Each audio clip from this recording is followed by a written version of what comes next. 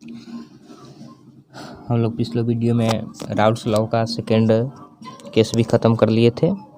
आज हम लोग देखते हैं कि राउल्ट्स लॉ और हेनरी नियम के बीच क्या यानी कि एक विशेष स्थिति होता है, यानी राउल्ट्स नियम हेनरी नियम का एक विशेष स्थिति होता है कैसे। तो चलिए वीडियो शुरू करते हैं। राउल्ट्स लॉ हेनरी नियम का एक विशेष स्थिति है कैसे। तो यहाँ पर सबसे पहले टॉपिक लिख लेते हैं, राउल्ट नियम हेनरी नियम का एक विशेष स्थिति है कैसे। तो राउल्ट्स नियम हेनरी नियम का एक विशेष स्थिति है कैसे, इसको हम लोग देखते हैं। यहाँ पर हम लोग यानी कि पढ़े हुए थे, राउल्ट्स नियम और हेनरी नियम को पढ़ लिए हुए थे। तो यहाँ पे सबसे पहले हम लोग राउल्ट्स नियम से लेते हैं, राउल्ट नियम से। तो एक कंपोनेंट के लिए ही हम लोग लेते हैं, यानी राउल्ट्स नियम में दो कंपोनेंट के लिए भी निकालते हैं, लेकिन यहाँ पे हम लोग एक कंपोनेंट के लिए ले रहे हैं। तो क्या होता है इसमें, राउल्ट नियम में भी होता है कि मोल फ्रैक्शन, उसके पार्टियल जो प्रेशर होता है, उसके ऊपर जो पार्टियल प्रेशर होता है उसके क्या होता है, यानी कि समानुपाती होता है, प्रत्येक पार्टियल प्रेशर के समानुपाती होता है। तो हम लोग एक कंपोनेंट के लिए ले रहे हैं। तो यहाँ पे एक्स यानी कि मोल फ्रैक्शन यानी कि प्रोपोर्शनल होगा प्रेशर का, एक कंपोनेंट के लिए ले रहे हैं। x1 x2 करके लेते थे, मगर यहाँ पर हम एक के लिए ले रहे हैं। तो एक्स आई इक्वल टू क्या हो जाएगा, पी नॉट पी हो जाएगा। इसको हम लोग इक्वेशन फर्स्ट कर लेते हैं। अब हेनरी नियम से करते हैं, हेनरी नियम से।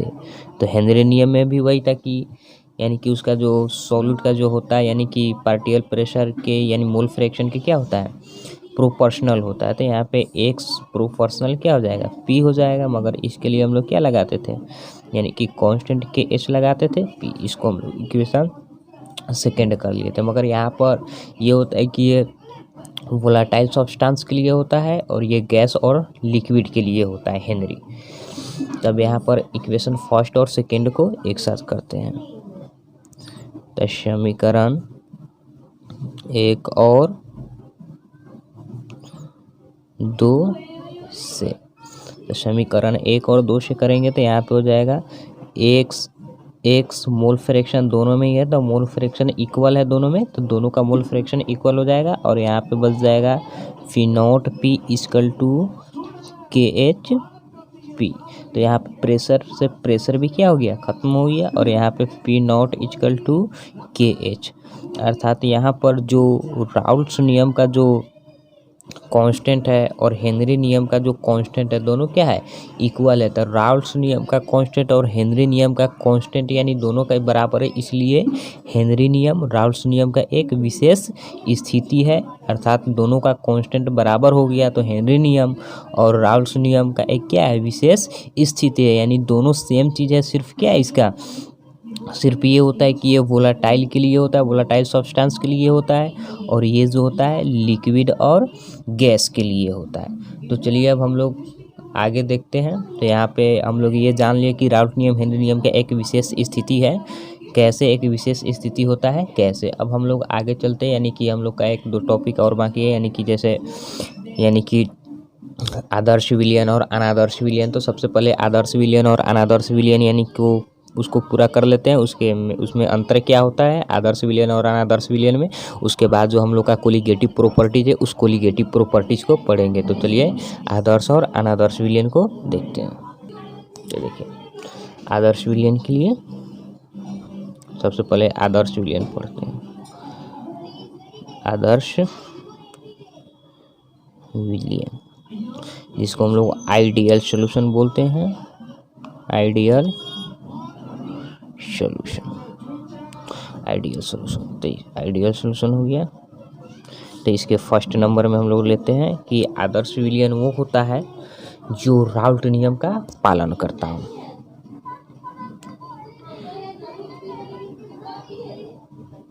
आदर्श विलयन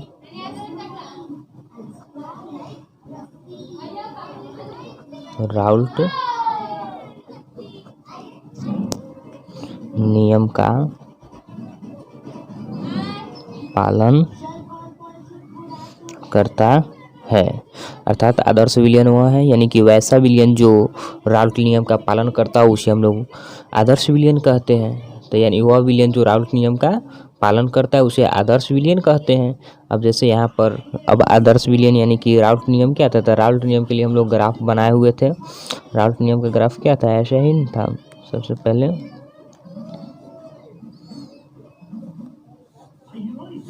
तो ये हम लोग के लिए प्रेशर था, ये मोल फ्रैक्शन था, तो इसमें हम लोग ग्राफ बनाए हुए थे।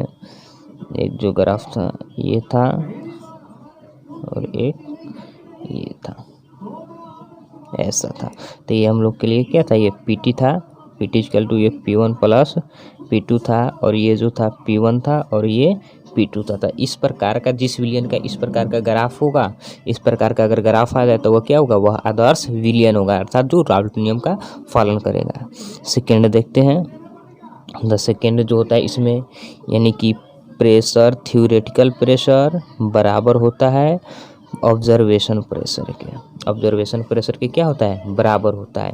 यानी कि आदर्श विलयन वह है जिसमें थ्योरेटिकल प्रेशर बराबर होगा ऑब्जर्वेशन प्रेशर के। यानी कि तब यहाँ पर देखते हैं थ्योरेटिकल प्रेशर और ऑब्जर्वेशन प्रेशर क्या होता है। थ्योरेटिकल प्रेशर जो होता है, जो हम लोग Pt इक्वल टू निकालते हैं P1 प्लस P2, तो P1 प्लस P2 ये हमारा थ्योरेटिकल प्रेशर होता है, जिसमें P1 का होता है P1 नॉट x1, अब प्लस यहाँ पर होता है P2 नॉट x2, जहाँ पे x1 और x2 के वैल्यू रख को भी निकालते हैं। तो ये जो Pt यानी कि निकलता है, ये हमारा क्या निकलता है, ये थ्योरेटिकल प्रेशर निकलता है। और ये जो है ऑब्जर्वेशन प्रेशर, ऑब्जर्वेशन प्रेशर यानी कि थर्मामीटर से निकाला जाता है। इसके लिए जैसे यानी कि बैरोमीटर हो गया, किसी मीटर द्वारा माप करके निकाला जाता है, जैसे बैरोमीटर हो गया, इसके द्वारा यानी कि जो प्रेशर मापेंगे और जो थ्योरेटिकल प्रेशर आएगा जिसको हमको इस विधि से निकालेंगे, तो इस विधि से निकालने के बाद इसका प्रेशर, दोनों का प्रेशर क्या होना चाहिए, बराबर होना चाहिए। जब दोनों का प्रेशर बराबर होगा तो वह क्या होगा, आदर्श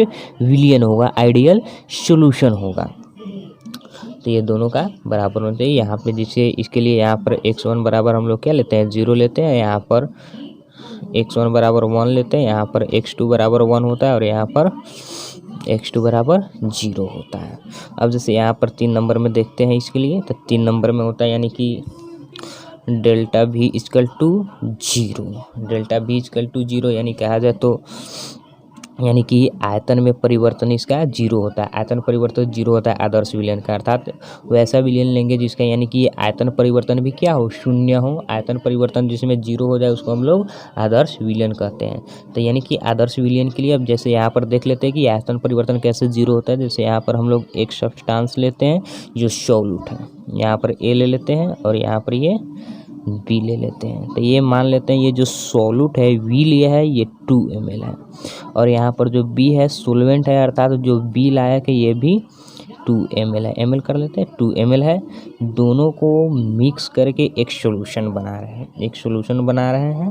तो ये AB बनेगा सॉल्यूशन, AB बनेगा तो ये 2 ml, ये भी 2 ml है। तो दोनों क्या हो जाएगा, ये भी 2 ml और ये भी 2 ml हो जाएगा। तो 2 ml ये कितना हो गया, 4 ml हो गया। तो इसमें आयतन का कोई परिवर्तन हुआ, ये 2 ml था, ये भी 2 ml था, दो कितना हो गया, 4 हो गया। तो ये दोनों मिला, ये दोनों कितना हो गया, ये भी जो सॉल्यूशन मिला वह 4 ml हो गया। जैसे यहाँ पर डेल्टा V निकालने का भी सूत्र होता है, डेल्टा V इक्वल टू होता है V सॉल्यूशन कहे तो यानी कि विलयन का आयतन माइनस V सॉल्यूट अर्थात V लिया का आयतन प्लस V सोलवेंट अर्थात V लायक का आयतन। तो यहाँ पर हम लोग निकाल लेते हैं डेल्टा V सॉल्यूशन कितना आया, 4 ml आया है, तो यहाँ पे 4 हो गया, माइनस V सॉल्यूट कितना है, 2 हो गया, अब प्लस V सोलवेंट कितना है, 2 हो गया। तो delta V equal to 4 minus 4 अर्थात डेल्टा V कितना हो गया, ये हमारा 0 हो गया। तो आदर्श विलयन में डेल्टा V भी क्या होता है, 0 होता है। अब 4 नंबर में देखते हैं, 4 नंबर में देखते हैं। तो 4 नंबर में जो है इसको ध्यान से देखिएगा, इसमें जो होता है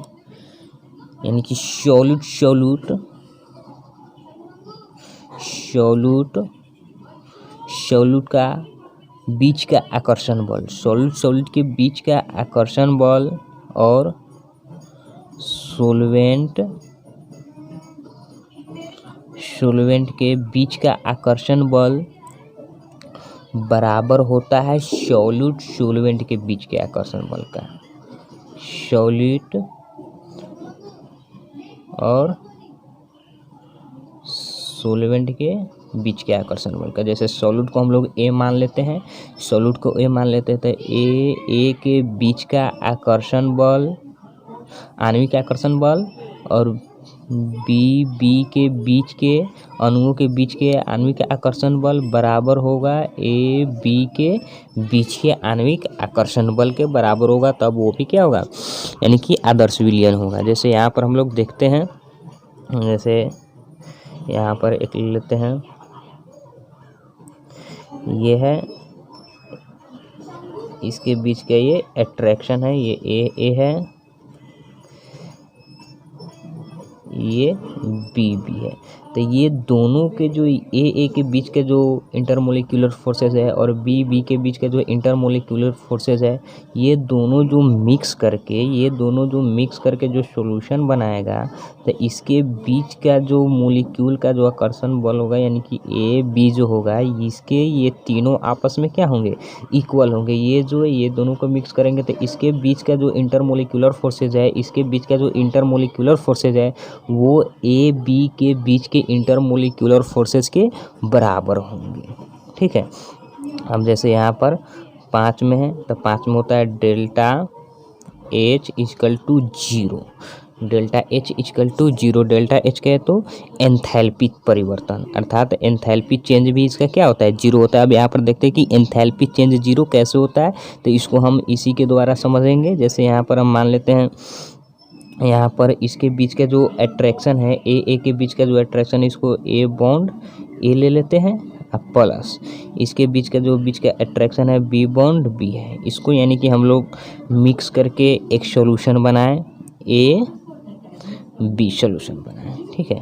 तो यानी सॉल्यूशन बनाए तो यहाँ पे ये बना, तो यहाँ पे हम लोग जानते हैं जो प्रोडक्ट बनता है वहाँ पर एनर्जी क्या होता है, रिलीज होता है। यहाँ पर एनर्जी हम लोग का रिलीज होगा और ये दोनों को हम लोग क्या करेंगे, मिक्स करेंगे। तो मिक्स करेंगे तो यानी कि ये ए बी बनने से पहले यहाँ के जो दोनों के बीच के जो बॉन्ड है, इसको हम लोग को तोड़ना पड़ेगा, ये दोनों को तोड़ना पड़ेगा। तो तोड़ने के लिए क्या करना पड़ेगा, तोड़ने के लिए हम लोग को एनर्जी देना पड़ेगा। तो यहाँ पर हम लोगों को एनर्जी देना पड़ेगा, अर्थात यहाँ पे प्लस होगा।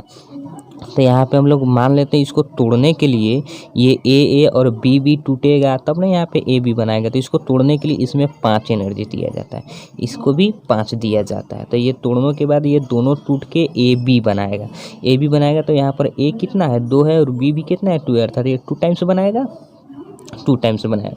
तो यहाँ पर ए और बी के बीच का बॉन्ड कितना है, यानी कि एनर्जी दिया गया कितना है, 5 है। तो यहाँ पर ए बी और ए बी तीनों के बीच का जो मोलिक्यूल का जो अट्रैक्शन होता है, जो फोर्स होता है, जो बल होता है, ये सभी क्या होता है, बराबर होता है। तो यहाँ ए भी 5 है, बी भी 5 है। तो इसके अनुसार से ए बी भी कितना होगा, 5 ही होगा, मगर ये कितना टाइम्स है, 2 टाइम्स है। तो 2 × 5 अर्थात कितना हो गया, 10 हो गया।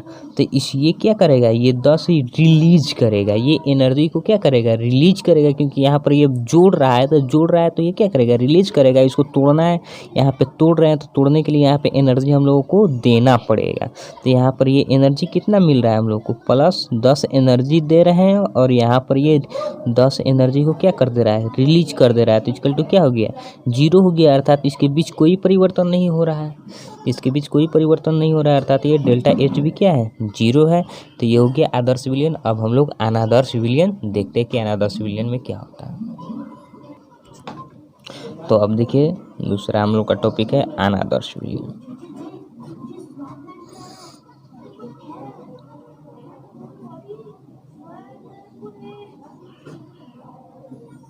अनादर्श विलयन, नॉन आइडियल सॉल्यूशन हो गया, जिसको अनादर्श विलयन कहते हैं। तो इसमें फर्स्ट में ले लेते हैं, ये जो होता है ये राउट नियम का पालन नहीं करता है। तो एक में ये राउल्ट नियम का पालन नहीं करता है। अर्थात ये अनादर्श विलयन जो होता है राउल्ट नियम से विचलित होता है, ये राउल्ट नियम का पालन नहीं करेगा। तो अब राउल्ट नियम का पालन नहीं करता है तो कैसे होगा, तो यहाँ पर देख लेते हैं। जो यानी कि इसका जो दूसरा होता है, दूसरा में इसमें होता है यानी कि प्रेशर थ्योरेटिकल बराबर नहीं होता है प्रेशर ऑब्जर्वेशन के।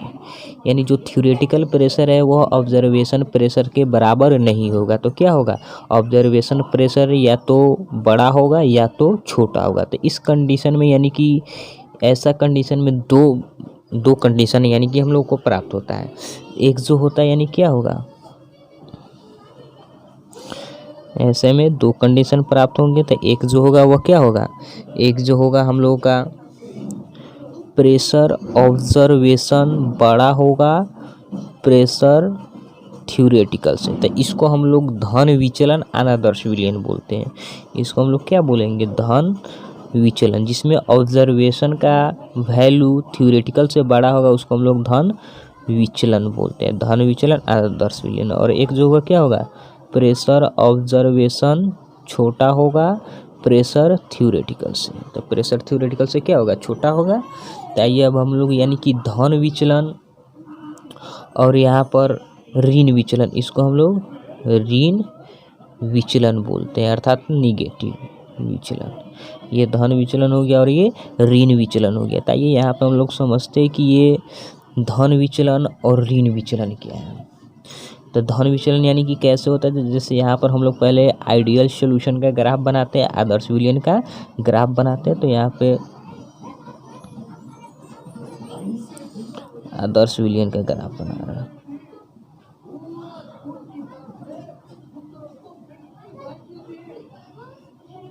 यहाँ पे प्रेशर हो गया, ये मोल फ्रैक्शन हो गया, और ये जो होगा हम लोग का टोटल प्रेशर होगा, पीटी टोटल प्रेशर हो जाएगा। और ये जो होगा ये क्या होता है हम लोग के लिए, P1 होता है, अर्थात ये P1 होगा और ये जो होगा P2 होगा, ये वाला। तो इसमें यानी कि ऑब्जर्वेशन प्रेशर क्या है, थ्योरेटिकल प्रेशर से यानी कि बड़ा होगा। तो ये हम लोग का थ्योरेटिकल प्रेशर अर्थात PT होता है, PT होता है यानी कि जो ये थ्योरेटिकल प्रेशर कहलाता है। और ये जो P1 है ये भी थ्योरेटिकल है, ये भी थ्योरेटिकल है।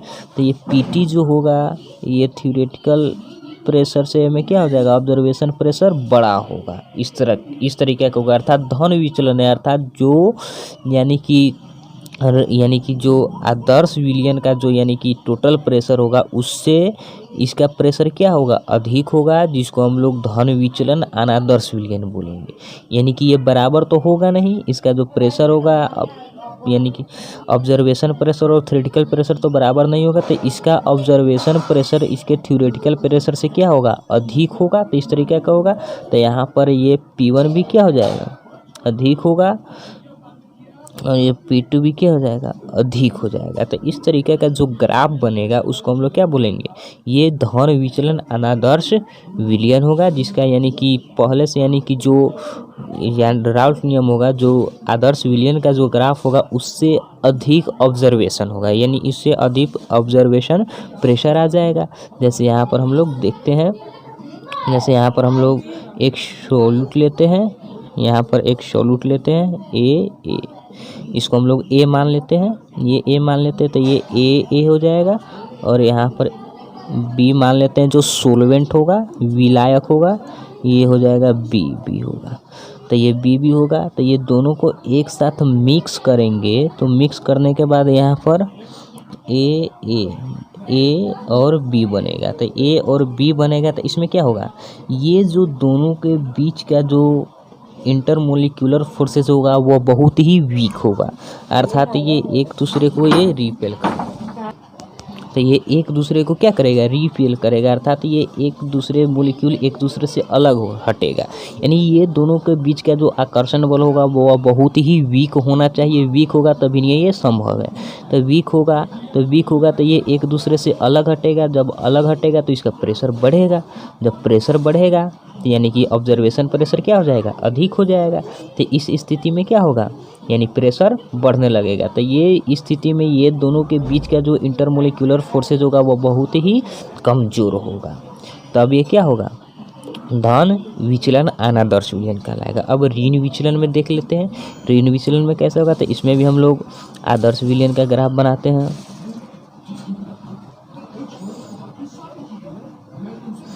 इसमें भी आदर्श विलयन का ग्राफ बना लेते हैं हम लोग। ये हो जाएगा P हो जाएगा, ये X हो जाएगा, और ये जो है PT हो जाएगा, ये P1 हो जाएगा, और ये P2 हो जाएगा, P1 हो जाएगा और ये P2 हो जाएगा। तो इसका जो होगा यानी कि ये ऋण विचलन है। ऋण विचलन है, इसका कहने का अर्थ जो थ्योरेटिकल प्रेशर जो होता है उससे ऑब्जर्वेशन प्रेशर कम हो जाता है। तो ये हमारा थ्योरेटिकल प्रेशर है, टोटल थ्योरेटिकल प्रेशर। तो टोटल ऑब्जर्वेशन प्रेशर जो होगा टोटल थ्योरेटिकल प्रेशर से कम होगा। तो कम होगा तो ये नीचे की ओर हो जाएगा, ऐसे होगा, नीचे की ओर क्या हो जाएगा, कम हो जाएगा। जैसे ये भी है, जैसे P1 भी है, तो ये नीचे की ओर क्या होने लगेगा, कम होगा।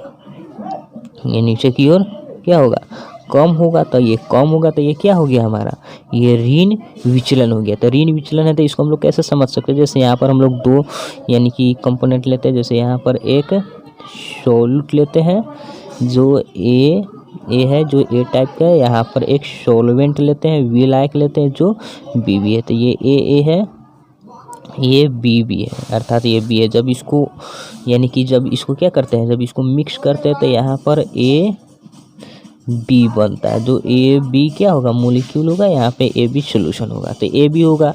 तो ये यानी कि ऋण विचलन होने के कारण क्या होगा, ये दोनों के बीच का जो अट्रैक्शन होगा वो बहुत ही मजबूत होगा। अर्थात इंटरमोलिक्यूलर फोर्सेज जो होगा वह इसके अंतर्गत यानी कि इसके जो बीच होगा वह बहुत ही अधिक लगेगा। अर्थात ये बहुत ही मजबूत बॉन्ड से क्या होगा, यहाँ पर बना हुआ होगा, जो यानी कि इसका बॉइलिंग पॉइंट क्या हो जाएगा, बढ़ जाएगा। यानी कि ये बॉइलिंग पॉइंट बढ़ जाएगा और ये जल्दी यानी कि प्रेशर में नहीं आएगा। तो इस स्थिति में इसका प्रेशर क्या हो जाएगा, कम हो जाएगा, क्योंकि इसके बीच का जो इंटरमोलिक्यूलर फोर्सेज है वो बहुत ही स्ट्रॉन्ग है। तो ये जल्दी बॉयल होगा नहीं, और जल्दी बॉयल होगा नहीं और प्रेशर में यानी कन्वर्ट होगा नहीं। तो इसके बीच का जो क्या होगा, इंटरमोलिक्यूलर फोर्सेज जो होगा इसके बीच का अधिक हो जाएगा। इंटरमोलिक्यूलर फोर्सेज यानी कि स्ट्रॉन्ग हो जाएगा, और स्ट्रॉन्ग हो जाएगा तो ये प्रेशर रूप में जल्दी जाएगा नहीं, और इसलिए इसका प्रेशर क्या होने लगेगा, कम हो जाएगा। तो आइए अब देखते हैं, ये एक नंबर हो गया, ये राल्ट नियम का पालन नहीं करता है 2 में, अर्थात PT थ्योरेटिकल ऑब्जर्व यानी प्रेशर यानी थ्योरेटिकल प्रेशर ऑब्जर्वेशन प्रेशर के बराबर नहीं होगा, या तो एक बड़ा होगा नहीं तो छोटा होगा। अब यहाँ पर हम लोग 3 नंबर में देखते हैं।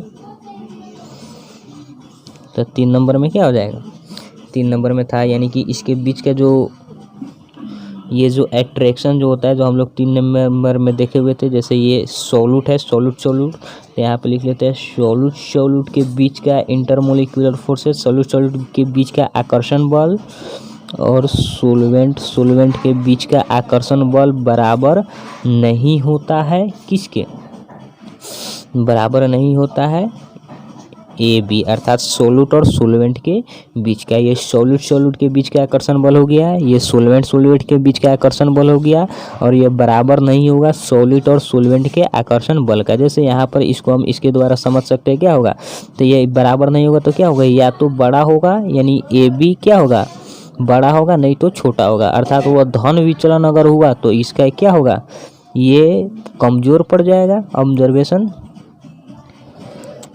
अर्थात जैसे यहाँ पर देख लेते हैं, अगर ये इसके अंतर्गत है, इसमें है, अगर धन विचलन में होगा तो ये क्या होगा, a bond A, B bond B बड़ा हो जाएगा ए बी से, बड़ा हो जाएगा ए और बी से। तो बड़ा होने का कारण क्या है, क्योंकि यहाँ पर ए के बीच का जो क्या है, ए बी के बीच का जो इंटरमोलिक्यूलर फोर्सेज है वो बहुत ही वीक है, और यहाँ पर ये दोनों स्ट्रांग होगा, और यहाँ पर मिलाने के बाद मिक्स करने के बाद ये कमज़ोर हो जाएगा। कारण ये है कि क्योंकि ये धन विचलन है, इसमें प्रेशर बढ़ रहा है, तो प्रेशर बढ़ रहा है तो इसके आकर्षण बल जो होगा क्या होगा, कमज़ोर होगा, तभी तो आकर्षण बल बढ़ेगा। और दूसरा, और इसमें देखेंगे यहाँ पर क्या होगा, ए और बी की से बड़ा होगा ए बी, अर्थात इसके बीच का जो ए के बीच का जो इंटरमोलिक्यूलर फोर्सेज होगा वो ए बी के इंटरमोलिक्यूलर फोर्सेस की अपेक्षा क्या होगा, कम होगा। ये इसके बीच का इंटरमोलिक्यूलर फोर्सेस कम होगा और इस ए बी का इंटरमोलिक्यूलर फोर्सेस अधिक होगा, क्योंकि यहाँ पर ए बी ये दोनों क्या हो रहा है, यहाँ पर प्रेशर कम हो रहा है। तो प्रेशर कम हो रहा है तो इसके इंटरमोलिक्यूलर फोर्सेस जो होगा स्ट्रांग होगा, मजबूत होगा। इसकी अपेक्षा क्या होगा, यहाँ पर ये मजबूत होगा। तो मजबूत होगा तो इसके बीच का बॉन्ड क्या होगा, मजबूत होगा। ए बी के बीच का बॉन्ड मजबूत होगा। तो यहाँ पर ए और बी से बड़ा होगा ए बी, अर्थात इस स्थिति में ए और बी के बीच का जो आकर्षण बल होगा वो ए बी के बीच के आकर्षण बल के बराबर नहीं होता है, या तो कम होगा या तो अधिक होगा। तो ये अनादर्श विलयन का शर्त है। अगर इस प्रकार का हो तो वो भी क्या कहलाएगा, अनादर्श विलयन कहलाएगा। अब हम लोग 4 नंबर में देखते हैं। 4 नंबर में देखते हैं तो 4 नंबर में भी क्या होगा, डेल्टा भी डज नॉट इक्वल टू 0, अर्थात इसमें आयतन परिवर्तन 0 के बराबर नहीं होता है, या तो अधिक होगा या तो कम होगा। अगर इसके लिए देखेंगे तो डेल्टा भी क्या होगा, बड़ा होगा 0 से। अगर धन विचलन के लिए देखेंगे तो धन विचलन के लिए डेल्टा भी बड़ा होगा 0 से, या अगर ऋण विचलन के लिए देखेंगे तो डेल्टा भी क्या हो जाएगा, 0 से 0 यानी डेल्टा भी छोटा हो जाएगा। कैसे, 0 से माइनस में। जैसे यहाँ पर देख लेते हैं, यहाँ पर क्या हो रहा है, डेल्टा भी अगर इसके लिए देखते हैं कि 0 से बड़ा हो जाएगा डेल्टा भी, यानी आयतन परिवर्तन 0 से बड़ा होगा।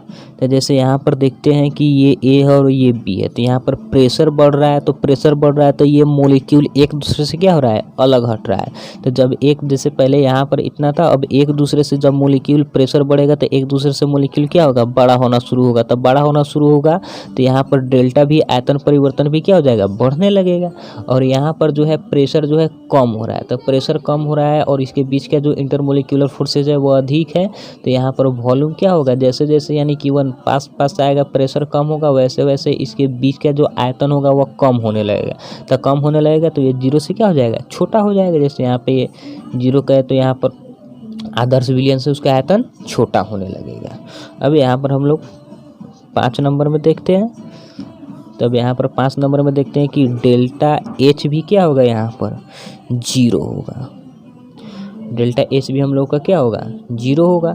यानी यहाँ पर एंथैल्पी परिवर्तन डज नॉट इक्वल टू 0 होगा। या तो डेल्टा एच बड़ा होगा 0 से, या तो डेल्टा एच छोटा होगा 0 से। तो डेल्टा एच धन विचलन के कंडीशन में बड़ा होगा और ऋण विचलन के कंडीशन में डेल्टा एच छोटा होगा। क्योंकि डेल्टा एच के यानी कि कैसे निकालते हैं, डेल्टा एच परिवर्तन कैसे 0 होता है और कैसे 0 नहीं होगा, क्योंकि यहाँ पर परिवर्तन जो होगा, जैसे यहाँ पर ए और बी के बीच का जो, यानी कि ए और बी को जब बनाएंगे तो एक को यानी कि इसमें अधिक बॉन्ड लग रहा है। तो जैसे यहाँ पर इसको समझ लेते हैं डेल्टा एच शून्य के लिए। जैसे यहाँ पर इसके लिए समझते हैं तो यहाँ पर ए है और यहाँ पर प्लस बी है और यहाँ पर ये ए बी बनाया, 2AB बनाएगा तो ये डेल्टा एच है। तो यहाँ पे ये डेल्टा एच यानी धन विचलन के लिए, तो यहाँ पर इसके जो बीच का जो बॉन्ड होगा वह कमज़ोर होगा, क्योंकि ये धन विचलन के लिए प्रेशर यानी कि इसमें बढ़ता है। तो इसके बीच का जो इंटरमोलिक्यूलर फोर्सेस जो होगा वह क्या होगा, कमज़ोर होगा, वीक होगा। तो इसको यानी कि इसको तोड़ने के लिए अगर 10 दिया जा रहा है दोनों को तोड़ने के लिए, तो इसको यानी कि इससे कम एनर्जी देना पड़ेगा। ए बी को क्या करना पड़ेगा, कम एनर्जी देना पड़ेगा। तो कम एनर्जी देना पड़ेगा तो इस स्थिति में क्या होगा, जैसे कम एनर्जी देना पड़ेगा, जैसे ये 10 लिया तो इसको 5 देना पड़ जाए। तो ये टोटल कितना होगा, प्लस 20 हो जाएगा। और ये 2 टाइम्स है तो ये कितना हो जाएगा, 10 हो जाएगा। अर्थात ये प्लस 10, अर्थात यहाँ पर एंथैल्पी क्या हो जा रहा है, 0 से बड़ा हो जा रहा है। अगर इस स्थिति में देखेंगे ए आप प्लस बी को जब मिक्स कर रहे हैं तो यहाँ पर 2AB बनाएगा। तो इसके बीच का जो अट्रैक्शन है, इसको तोड़ने के लिए यानी कि 10 दिया जा रहा है, इसको भी छोड़ने के लिए 10 दिया जा रहा है, तो ये किस में आ जाएगा, ये ऋण विचलन में आएगा, क्योंकि ये डेल्टा एच क्या हो जा रहा है, माइनस में हो जा रहा है, डेल्टा एच माइनस होगा अर्थात जीरो से छोटा माइनस हो जाए। तो इसके बीच का जो ए बी के बीच का जो एट्रैक्शन है, आकर्षण जो बल है, एट्रैक्शन फोर्सेज है, वो क्या है, बहुत स्ट्रॉन्ग है। तो इसको बहुत स्ट्रॉन्ग है, तो इसके बीच को जो बॉन्ड को ब्रेक करने के लिए, यहाँ पर ब्रेक करने के लिए यहाँ पर एनर्जी क्या करना पड़ेगा, अधिक देना पड़ेगा, यहाँ पर बहुत ही एनर्जी अधिक रिलीज करेगा, क्योंकि यहाँ पर बॉन्ड इसका क्या है, बहुत ही अधिक स्ट्रॉन्ग है। तो यानी कि इसे 10-10 दिया जा रहा है, तो इसको क्या लेगा, ये इसको 15 दिया जा रहा है, तो ये 2 टाइम्स है, तो ये कितना हो जाएगा, 30 हो जाएगा। तो यहाँ पर 10-10, ये +10 और ये माइनस में 30 एनर्जी क्या करेगा, रिलीज करेगा। तो यहाँ पे क्या हो गया, -10 हो गया, अर्थात यहाँ पर जो डेल्टा एच का वैल्यू है क्या होगा, जाएगा मेरा माइनस होगा, अर्थात यहाँ पे delta H does not equal to 0 होगा, अर्थात इसमें एंथैल्पी परिवर्तन भी 0 हो गया। तो आज के लिए इतना ही। अब कल जो है हम लोग पढ़ेंगे कोलिगेटिव प्रॉपर्टीज के बारे में। कोलिगेटिव प्रॉपर्टीज का एक हम लोग पढ़ लिए है RL VP, अब जो आगे उसमें है कोलिगेटिव प्रॉपर्टीज, उसको पढ़ेंगे। आज के लिए इतना ही।